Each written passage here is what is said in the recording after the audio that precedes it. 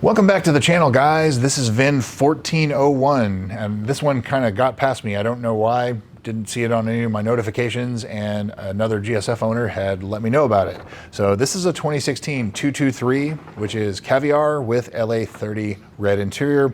It's on Car Gurus in North Carolina, and it is supercharged, 40,500 miles for $55,000. That sounds like a fair price, even if it was stock. And it's been a North Carolina car its whole life.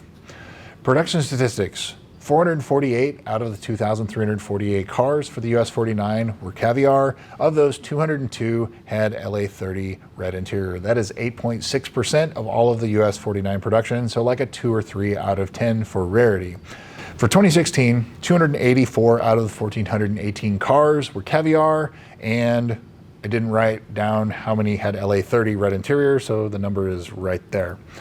This car was built February 27th of 2016. Its in-service date was August 25th of 2016. It has engine number 2065581 if it is the original engine, and it has the typical options: Mark Levinson orange calipers and the Z2 comfort and convenience package, which is the trunk mat, the cargo net, wheel locks, key gloves, and a rear applique on the top of the rear bumper, the rear clear film. Carfax, Epic VIN, and auto check. So Carfax, my 2026 Carfax shows this as a 4-owner, 1 damage event in October 21st of 2020.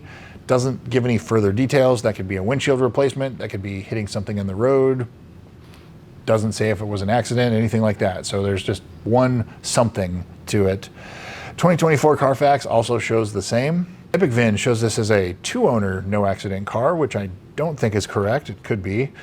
AutoCheck shows this as a 4-owner, no accident car, so it appears to be that it is a 4-owner, 2-accident car. However, there are a couple private sales in here that could have been maybe the owner moving or the registration lapsed or something like that. So it could be a fewer owners than 4 car, but according to everything else, that's kind of the way it appears. Previous sales. So this car first went on sale in April of 2016 for $88,000 in North Carolina, and it sold in August of 2016, so about 4 months for sale to a buyer in North Carolina. Looks like in May or June of 2018 in North Carolina for $57,000 with 18,000 miles. It sold in July of 2018, so like a month or 2 for sale, again to a buyer in North Carolina. And then it looks like there was a private sale in June of 2021 with 28,000 miles to the 3rd owner in North Carolina. And then again, another private sale in October of 2021. So just like 4 months later, 30,000 miles to the 4th owner in North Carolina. And then that owner attempted to sell it in August of 2025. So middle or end of last year. The owner tried selling it in the Facebook marketplace and the Lexus F-Car for sale groups, things like that, with 40,000 miles for $68,000. And I'm assuming he didn't sell it and then it was sold or traded in at this dealer. So here it is, July of 2026, $55,000, so way less, 40,500 miles in North Carolina. So now to the photos. There's a lot to look through. So look through the for sale ad and read through the description. There's a lot on regarding the mods, but the big one, of course, is it's supercharged. It's on air ride, has aftermarket wheels, it has headers, exhaust. Again, a lot to look through. This car has a ton of mods to it. The front lip does look like, pretty chipped up. That's kind of the only thing on the exterior that I see. It's pretty clean overall otherwise. It may even have paint protection film on the front. I don't see a lot of chips or anything like that other than that front lip. I don't see any interior carbon fiber delamination, and any of the touch points, the bolsters, the armrest, they all look really solid.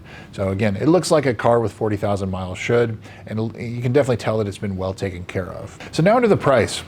Even if this car was stock with this mileage, this would be a fair price. So the market for this car here in the middle of July 2026, if it was stock, I would put this car around $55,000, let alone with all the mods. We know the supercharger's $10,000+. The wheels are another $5,000+.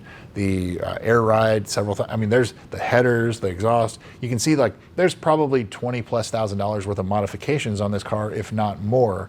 I hope it has a tune on it, of all things too, but that would be my only real concern regarding that. But yeah, I would say the price is more than fair. more than fair in today's market for considering what is done to it. However, you don't have any of the factory parts to go back to either, so that's another, I guess that's a detracting factor to it. So now to the service history. This is the big red flag. This car, there's no dealer service or any Carfax service history since 2018. So in the last 8 years and since 18,000 miles. So in the last 23,000 miles and 8 years, it has no service history. That could just be the shop that installed the supercharger. Maybe he's the one that worked on it, but this owner got it in 2021. So you're still a couple years of no service history prior to the current owner even as well. I would definitely ask about the service history on this car. If not, you can only assume that it hasn't been done. And fortunately, we know the previous owner, and so his info when it was for sale, you could maybe contact him, or the dealer could contact him and see if you can get some further info on the service history on this car. So the first entry of note is January of 2017. There was a rattle from the driver's side dash, and so they resolved that. June of 2017, and I can't say I've seen this one before, the seats are causing nerve pain in their lower back. They're rock hard is what they said. And I completely disagree with that. These seats are super comfortable, even for somebody my size. I'm 6'7", about 320 pounds. And so, I'm 2 meters tall and a lot of kilograms. I don't know what that is in kilograms, but it's, I'm a big dude and it's still comfortable for me. I don't see a lot of complaints about seat comfort other than the fact that the heated seats and the cooled seats, the ventilated seats, that they suck in these cars. And so, I don't know, just something of note there.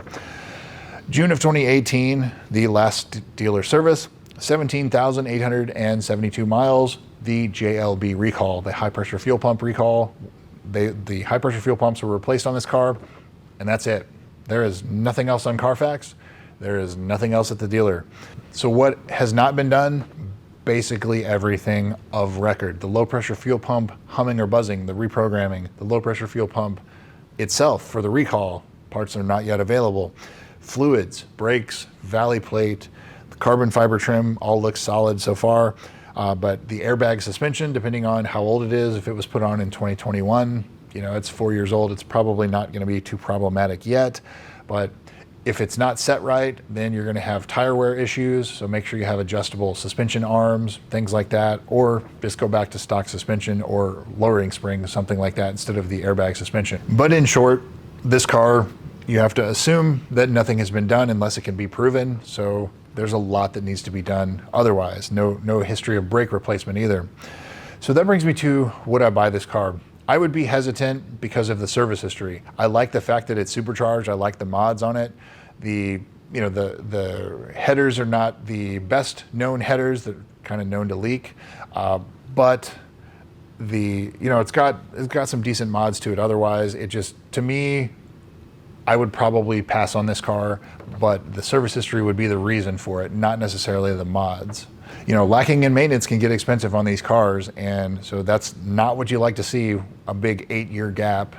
And I know obviously some of it has been done. You've got to have oil changes and things like that. And of course, the shop that installed the supercharger, they talk about it in the comments on the dealer website there.